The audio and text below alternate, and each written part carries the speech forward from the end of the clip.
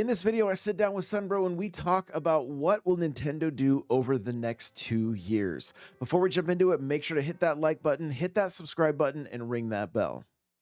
You have said some things on this episode about the way you game and how like handheld has not always been a high priority for you because you prefer to play on the TV. Yep. I just finished Metroid Samus Returns on the, like, I've literally fired up my 2DS is actually charging right now because I'm thinking about possibly going into Federation Force or maybe the Ocarina or Majora's Mask, which I've never played Majora's Mask before, so I may end up doing that. Nice. But I bring that up because Samus Returns, like you said at the beginning of the show, deserves to be on the Switch, right? Yep. And that game got me thinking about, like, even just knowing some sales numbers, like off the top of my head, like the Mario Golf on 3DS, it barely broke, or I don't even know if it broke 500,000 sales. Wow. Yeah. You know, and so, but it's probably one of the best, if not the best Mario Golf that they've ever made. Like even better than Super Rush. It had, I mean, Callaway was tied to it. You could dress your character with like N64 hats and Super Nintendo hats. And like, it just, it was way more content.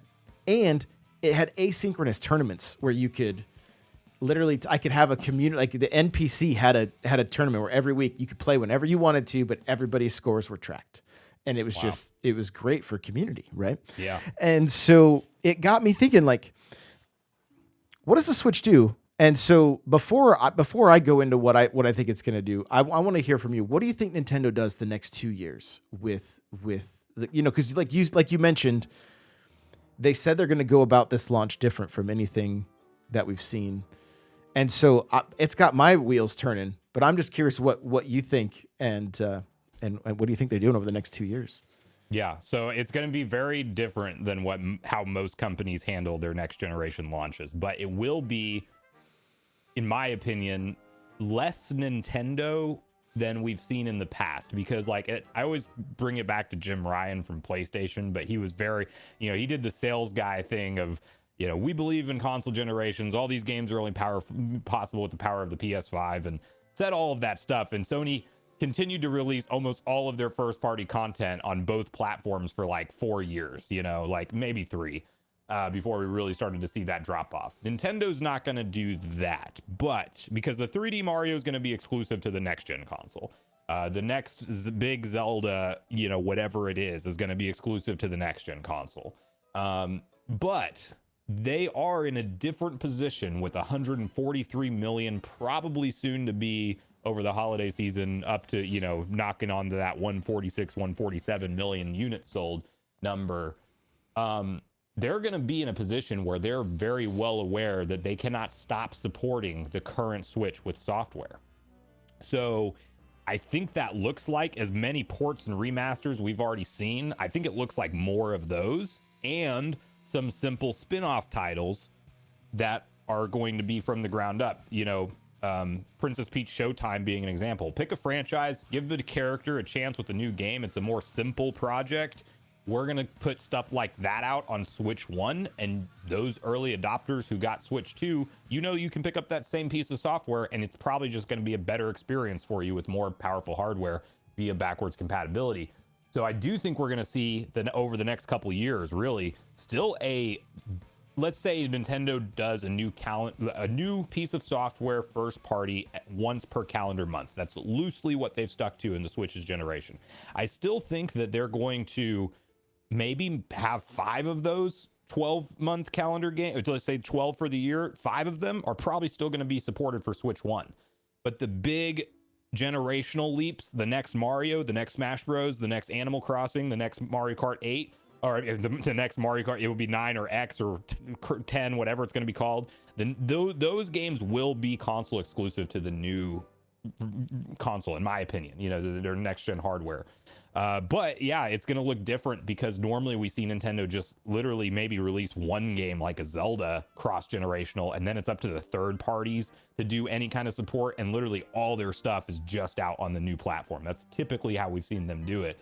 I think it's going to be different than that this time. So I think Xbox and PlayStation showed us what not to do I agree. this last generation, where it was like, you know, what game can you not play on a PS4 or an Xbox One that came out on Yeah. the PS5 and the X and the series? There are a handful. Don't get me wrong. There's a Like handful. I'm not, there, but that number is minuscule. Well, think about God of War Ragnarok came out on both consoles. Think about that. You know, Yeah, a couple years into the PS5.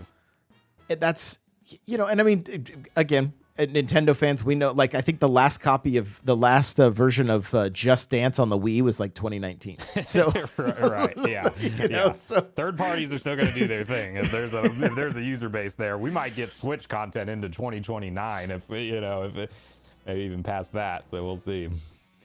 But I think one of the things that's interesting is if you, and you've got your finger on the pulse of like the Nintendo fandom, especially online. How many times have you heard that this year's kind of been lackluster? This year's kind of been, you know, like you can tell they're winding down. If you go and look up, like, you know, top 100 games for 2024 on Switch, the amount of third party, and sometimes maybe it's more like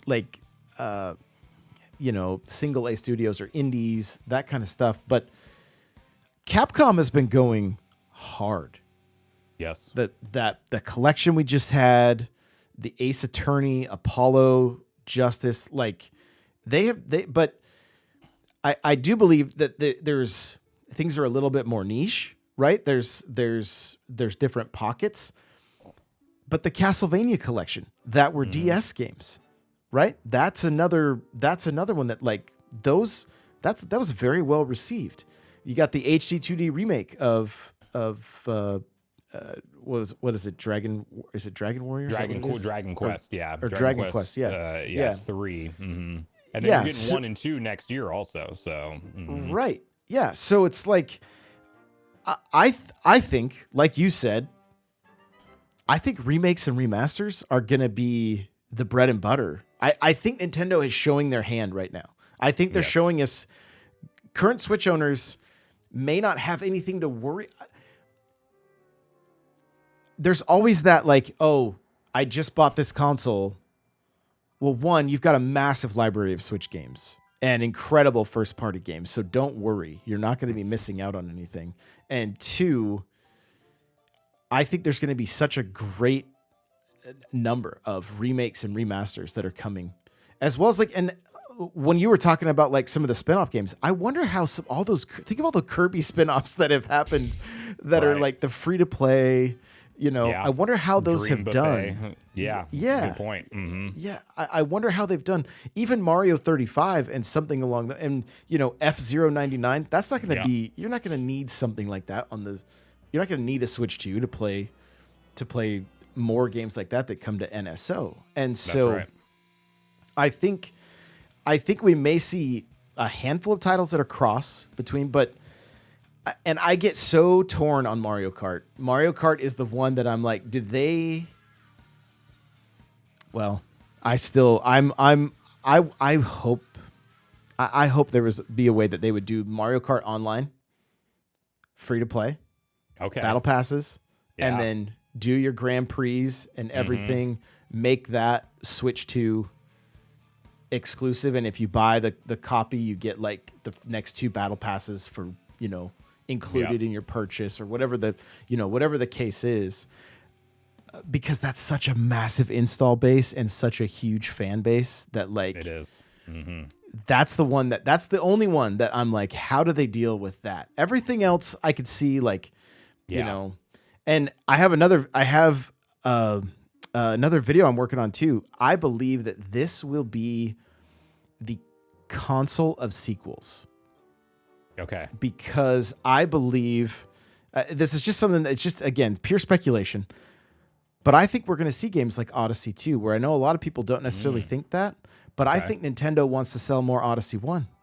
And if that becomes a player choice that, you know, if it gets up-resed on Switch 2, that's a bonus. If it's $40 and you're a new Switch owner, you're getting a gem of a game, and it's also the familiarity for the consumer. Oh wait, there's Odyssey 1 and 2. You know, it gets announced, and I want to go play the first one. Yep. I just kind of wonder if there's not going to be, and I wonder if Tears and Breath of the Wild didn't kind of show us that a little bit, where it was like pretty similar titles. And again, there's also just the assets are there, but I'm of the mind that like there's a very real possibility we never saw any DLC for Wonder. So Wonder 2, if it's all reused assets, could be like, this could be a massive year for the 40th anniversary of Mario. But I think there's the opportunity for them to sell more of the OG game if they keep the if they keep 2 in the title of some of these upcoming games. I don't know. What do you think about that? Yeah, that's an interesting theory, and I actually like it a lot, because considering that backwards compatibility is a confirmed feature from Nintendo themselves, that and the software success that they've had, 1.3 something billion pieces of software sold on the Switch. Yeah, they don't want to lose any of that momentum, and not to mention the fact that you know, that strategy can work. I'm actually in my head jealous of people that maybe, if let's say you were decided to sit out the Switch generation. I mean, imagine picking up a Switch 2 and the content library that you have day one. And to your point, yeah, if Odyssey 2 comes out and that's what it is, you probably want to play Odyssey 1 first. I don't know that Nintendo will do that with Odyssey specifically. I feel like there's going to be some games that will happen with, and then like the next 3D Mario, I almost wonder if it's just going to be something totally new, and it's actually going to be, I always kind of thought like that Bowser's Fury, it was like an open sandbox test of what Nintendo's going to, kind of do with their next 3D Mario, where you can teleport around places, but you're going to be able to technically see the whole world. It's like a Hyrule in a sense, where once you're loaded into that zone, you're able to just go off in any direction you want. That could be an Odyssey 2. It might not though. With the Mario Kart thing you said, that's fascinating to me. I think that Mario Kart 8 Deluxe feels like the closest thing we've ever seen Nintendo do to a games as a service thing. And the reason I say that is because that additional DLC being thrown into NSO, hey, buy our online thing. You can buy the DLC separately, but we're going to double the amount of tracks for this thing over the course of, the next 2 years. And we just saw them release each wave, separately. That felt like an ongoing thing, like we're going to continue to develop and release new tracks. And I don't know that they'll ever go free to play and throw it into NSO. I think they probably should. But I do think that there will be that initial cost to entry. But I could see Nintendo revealing the next Mario Kart with like, here's Mario Kart on Switch 2. It looks better. It has this initial group of stages, but we're going to do waves of DLC for the next 5 years. Like I almost wonder if they're going to have some kind of like long-term content roadmap for the game that's just kind of communicated to us right at the launch of the game, Almost like Smash. Almost like Smash, exactly. Where we right? know a like couple years we're getting Fighter new Pass. stages. Yep, Fighter Passes. Yep, absolutely. Yeah, that's a really good point. Like I've been so caught up in thinking about like the battle pass because of games like we have a Star Fox battle pass, we have a Kirby battle pass, we have a Metroid battle pass, we have, that's right. It just keeps going on, and you just keep building on the franchise that way.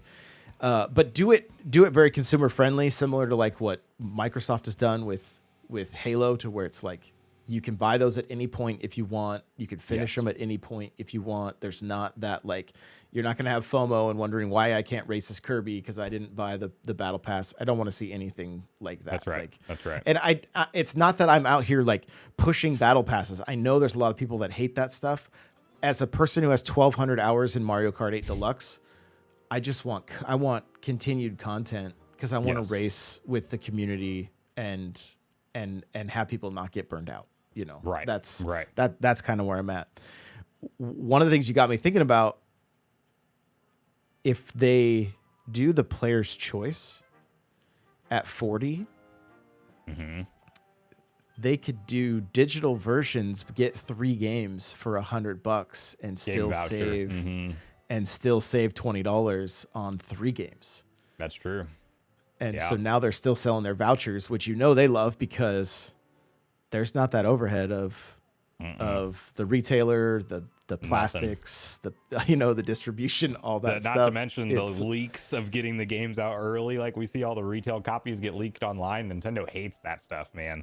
The sooner they can get to primarily digital, the sooner the better in their mind, I think. But they also are the platform that will probably do it last because they know their fan base is still the ones that probably buy the most physical media, I would say. But that game voucher program is such a genius thing too, because it also markets and promotes their online service, which they want you to be subscribed to. So it's just, it's a winning formula. I think that for sure rolls forward into next gen, But I mean, can you imagine, like, even buying, you have a brand new Switch this Christmas. They announced next year you can get 3 of their games for $100.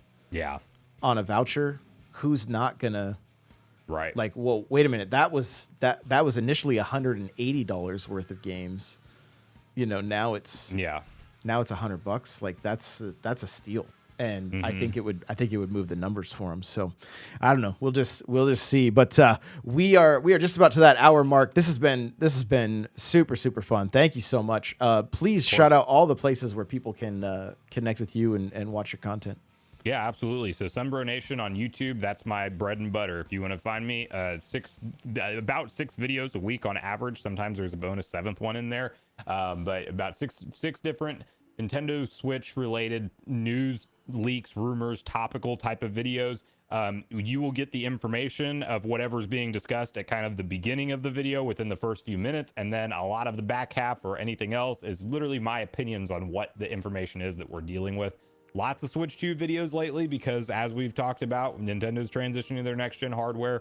And, it's exciting to figure out or try to figure out what they're going to do. What's the graphics power look like of this thing? What's all the new details around the console look like? So lots of that kind of stuff. But then also, as we get more into the Switch 2 generation and we learn about the games, it's going to be a lot of covering the games as they come out. So if you look back at games that I'm into, like Zelda Tears of the Kingdom, did tons of videos leading into that one's launch. Echoes of Wisdom, in addition to like even Super Mario Party Jamboree, and anything, Thousand Year Door, like all of the first party stuff that we're going to learn about from Nintendo's release roadmap. All of that gets covered in videos as well.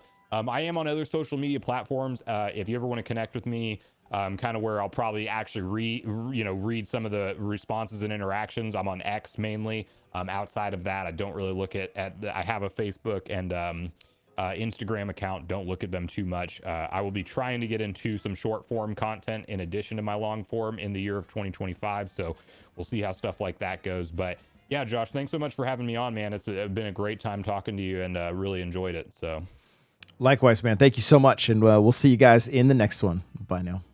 So what are your thoughts on what Nintendo will do over the next 2 years? Let me know in the comments below, and we'll see you in the next one.